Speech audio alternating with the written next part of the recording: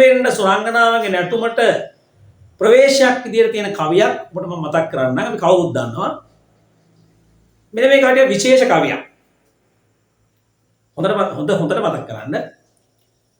පාට්ටන් සූරින්දු දුන් උපදෙස් සිහි කොට ඊටන් වලෙන් දැමුවෙන් ගොලි අහසට තුට්ටන් වඩන සුර අඟනෝ බැස සිට පටන්ගත් නවසියයක් නැටුමට ගැට පෙරයක් ගන්නවා වගේ සද්දයක් නෙමෙයි දැනෙන්නේ.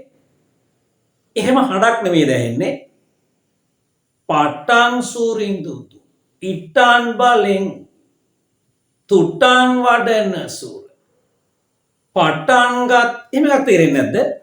අන්න වැත්තෑවේ හාමුදුරුවෝ හොඳම අවස්ථාවක් ඔබට පද්‍යයේ අර්ථ රසය වගේම ශබ්ද රසය දැනෙන අවස්ථාව.